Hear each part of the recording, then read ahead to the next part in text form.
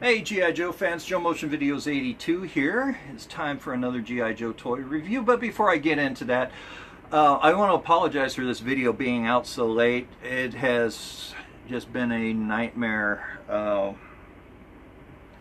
shooting off my phone and it has, I use an app that I downloaded, and it has some editing software, but for some reason it just does not want to work today, and I've made a lot of mistakes today and it just will not edit. So this is my fourth time shooting this video, so I'm sorry. You know, it's 14:40 right now, and I usually have this out before, so after I'm done editing, I'm sure it'll be out by 5 o'clock. But I do want to apologize for that. So I also want to thank you guys for giving HCC 788 all the support that you guys have given him through this trying period in his life.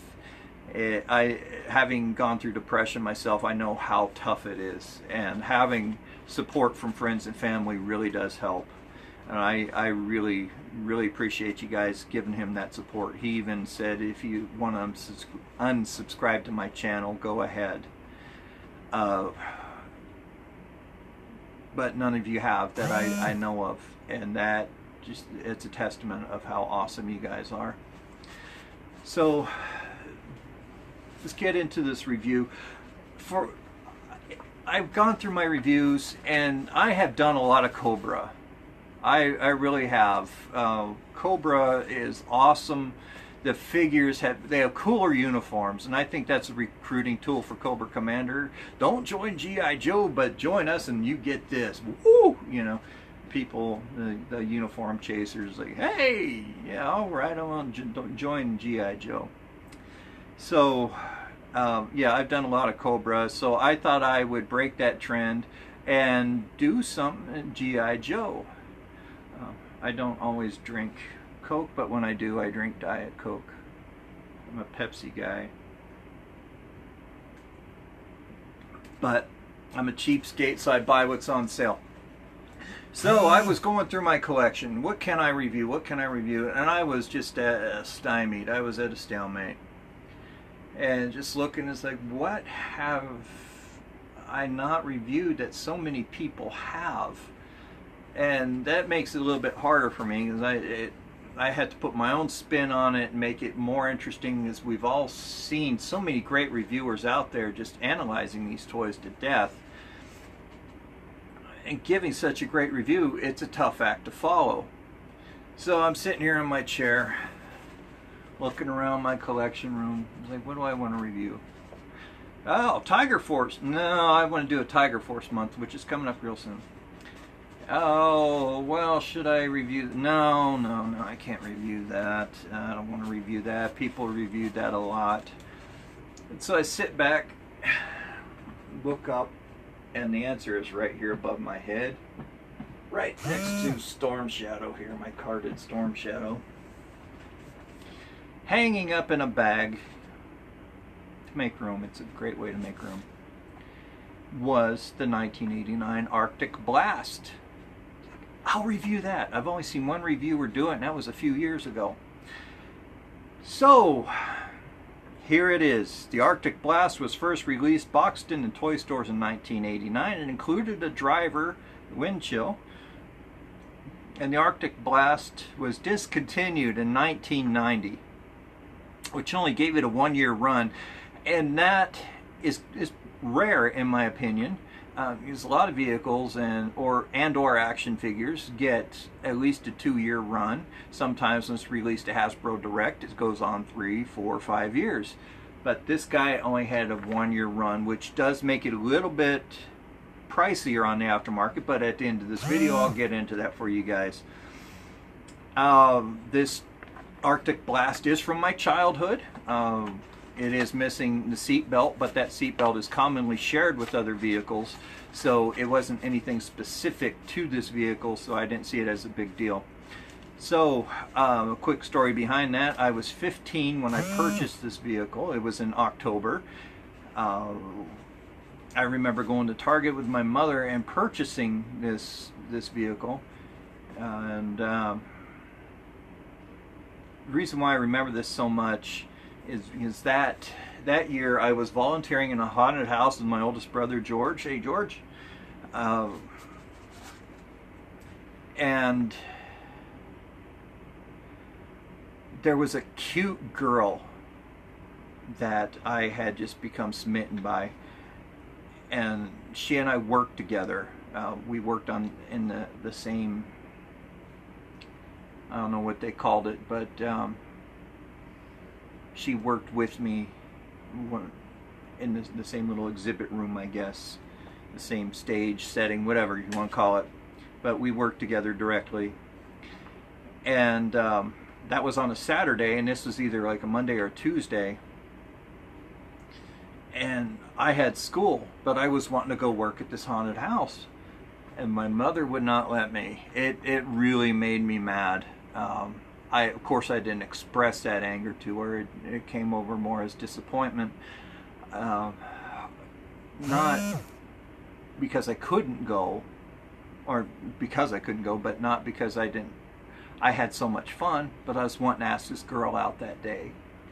And as you know, being a teenager, your emotions and your hormones are on overdrive, and so for me it was a little bit more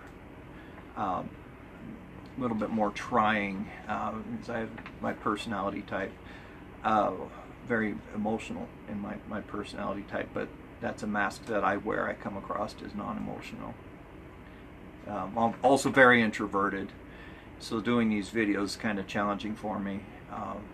I hardly talk to family either. I just stay here in my little space, and it's not because I'm mad at them or I don't like them. I hardly talk to my friends. It's just introversion. I prefer to be alone so I could recharge, get my thoughts together. So anyway, let's get back into this. So yeah, it was a challenge. This vehicle is really cool. I still love it to this day.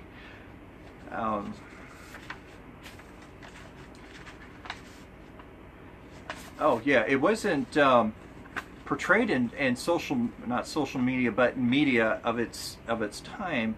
It only showed up in a commercial. That was the main broadcasting that it had gotten. It did show up in a sticker book called Sticker Book Fun.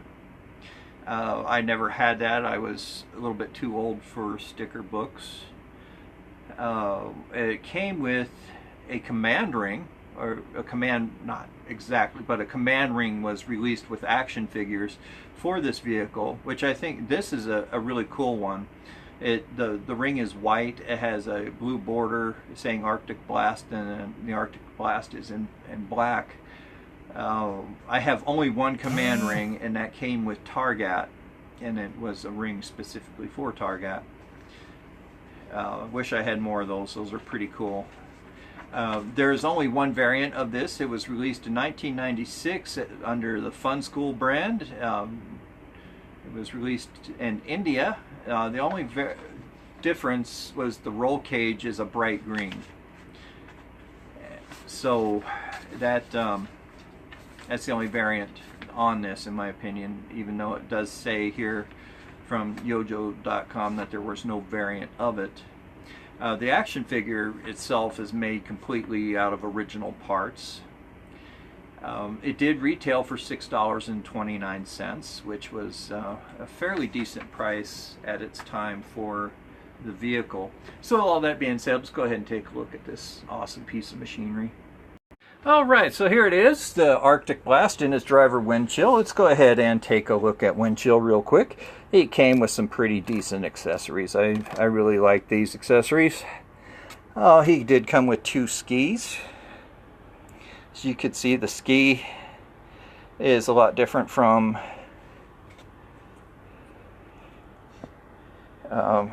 Blizzard ski.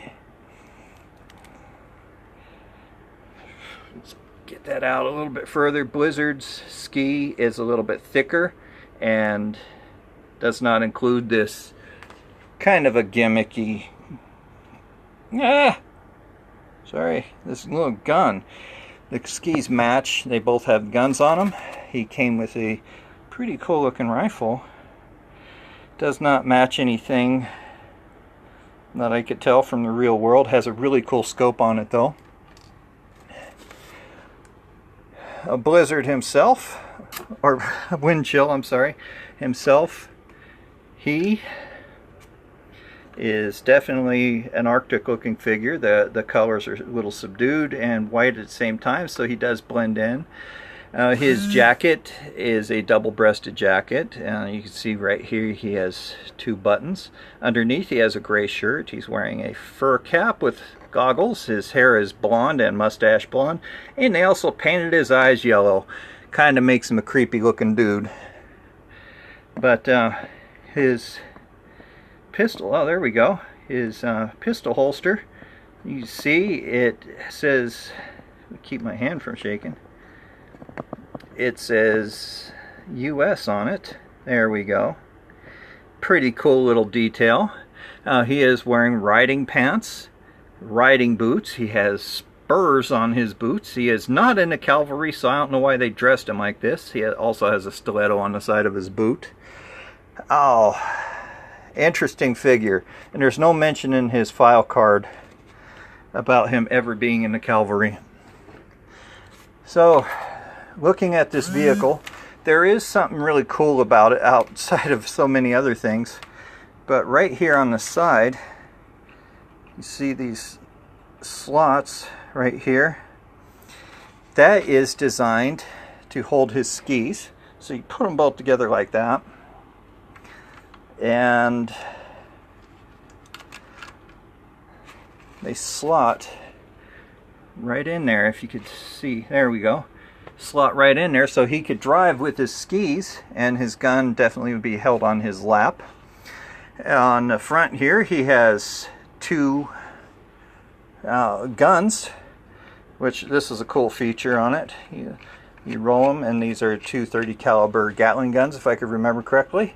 It also came with 2 interchangeable skis, or ski pedos, or ski rockets. Pretty cool little feature. And that seems to be commonplace for a lot of the Arctic vehicles. Also had 2 guns, twin guns on here, if I could get that into focus. 2 twin guns on here. Let me adjust the camera. Oh, that's a little bit better. These guns do rotate almost 180, but they hit the lights on the roll bar. On the back you could fit 2 G.I. Joes, so this will carry a total of 3 Joes. And this is a cool little feature on here. They didn't have to do it, but they did. These are graded, which if this were a real life vehicle, that would allow for the snow when it melts to go through the grading, and it also gave the Joes a little more traction when standing on there, so when this is whipping around through the snow they're not sliding. This engine, I love the motor heads over at Hasbro. This is a nice, very looking wood. It appears to be an 8-cylinder engine, has 4 exhaust pipes on each side, and it's a fully exposed engine, so I don't know how they keep ice and snow out of it, unless they cover this up at night or when not in use. Also has these 2 elephants in the room, these 2 huge knobby tires on each side. These are made completely out of plastic. Making these out of a rubber material, where it ballooned like on some of the, like on the remote control sand rails, would have been a really cool feature on this, but of course they had to cut back on expense. So the cockpit has a sculpted in seat. Oh, trying to get this into focus. There we go. Right here appears to be the radiator with hoses that run underneath the seat. 2 footrests right in here, and there are 2 stickers on the inside for control panels. And also back here, I have no idea what that hole is for. I don't know if they had intended to put a flag in there. Decided not to at the end, but it didn't come with anything that I really know of. But a missed opportunity to put 2 more pegs in there, because you could stand 2 more G.I. Joes in there, or even hold prisoners. And also on the front here, the roll cage leaves the front seat completely exposed, so I guess that's why they call him wind chilled, because he, you know, whipping around in the snow, Arctic conditions, that coat and his outfit isn't nearly heavy enough, in my opinion, to protect him from the frigid air. He doesn't even have a sculpted on scarf to indicate that he could cover his face. But he also has on here, there we go, 3 sculpted in lights, which is a cool little feature. And the wheels do spin independently. The box called this more a sled, which it rolls a lot better without the skis in it. But it does roll pretty decently freely. But the ski part, or the sled part, is the forked grate here on the front. These are commonly scratched up from play. I never really played with this, and also back here is scratched up, so that's something to take a look at on the aftermarket, see if it's scratched up really bad. Oh, this has been a tough one today for such a small vehicle. God, these extra takes is just, ugh. I did shoot a few commercials years and years ago. In the 90s, I was in a commercial for the college that I had attended for criminal justice. At one point in time, I was wanting to be a cop. But I shot a commercial for them, and having to do take after take after take, this is what's reminded me of it. And I also did a commercial for Harkins, and that one was a lot more professional. I was paid with a big old stack of movie tickets. I was just an extra in there, but those, oh, there was one actor in there, he just kept on screwing up, and they finally wrapped at like 3 in the morning. I just wanted to kill that guy. So this is reminiscent of those days. Had a lot more hair back then, and I was about 100 pounds lighter. So anyway, if you want to get this on the aftermarket, it is fairly common, but it does fetch a higher price. The accessories, you want the torpedoes, they're going to cost you about $3.99 each. The guns, about $5.99 each. The back guns here, the swivel guns, those are about $3.99 each. The roll cage, $6.99. Whole vehicle by itself goes from $19.99 on up in price.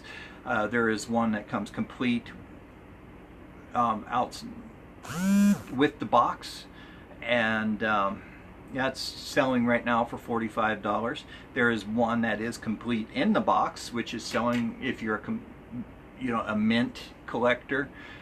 I would strongly suggest that you guys take a close look at the tape on them. As we know, well, this one is glued down, but that's another thing to look for. Make sure the pictures show that it is not tampered. This is one of the few mint in box vehicles that I have. I paid $7.99 for it because it's 90s and it's Star Brigade, but I still thought it was pretty cool. That's the American release. I have the European release, which I bought from a guy in Greece that was new in box. I already did a video on that. But make sure that it has the original tape. They did not use Scotch tape back then. It was a tape that had thread that ran through it. So make sure that it doesn't have Scotch tape over that. So looking like the president when I'm doing that, I'm sorry. I'm not going to get into that. Don't discuss politics. What was I saying? Yeah, just make sure that that tape isn't cut if you want completely mint in box. But that'll cost you a $100 bill, not including shipping. Shipping is a whole nother thing. I don't cover shipping because it varies. Since it's only had a 1-year run, this is kind of an anomaly. This guy's a little more special. I saw one for $7.99 that was incomplete, and his jacket was completely brown. It had yellowed, browned, it went beyond yellowing, kind of a mustard, honey mustard brown. That's going to take a lot of peroxide baths to whiten it up, or even taking a powdered bleach and making a paste out of it and setting it on there. But check out Retro Blasting. They do a great job in restoration on vehicles and action figures. Those guys are wizards when it comes to it. And also Forum BX257 has done some really nice restoration projects, and he is excellent as well when it comes to that. Also, they had a wind chill that was complete with, obviously, with all of his accessories. Excuse me, no allergies. Oh, he was selling for $45. Why vehicle drivers are so expensive, I kind of understand, but at the same time, my gosh, people, you're not sitting on a gold mine. Really, let the average everyday guy be able to afford to buy some. The reason why I figured this out, the vehicle drivers are so much more expensive, or action figures that came with a play set, is because there was a limited number of those that had come out. Not everybody could afford to buy a vehicle at that time, or even today. You know, it's so that drives up the price on a vehicle driver. The vehicles obviously do sell cheaper, and just from my experience as a kid, we hardly played with the vehicles but played with the action figures, and the same goes for today. People will keep the action figure and sell the vehicle, making the drivers a little bit, that also brings the price up on them. So HCC788 said it best, that there's a bubble right now over the G.I. Joe market, kind of like the housing market at the beginning of this century. So the prices are going to be higher. G.I. Joe's really popular right now, and my theory is that it's because of reviewers such as myself that is bringing them back, which is great, but it's also contributing to the law of supply and demand, and it's bringing the prices up, and so all of us are having to pay more. So once that bubble bursts, the cost of G.I. Joe will obviously plummet, and you could buy them pennies on the dollar.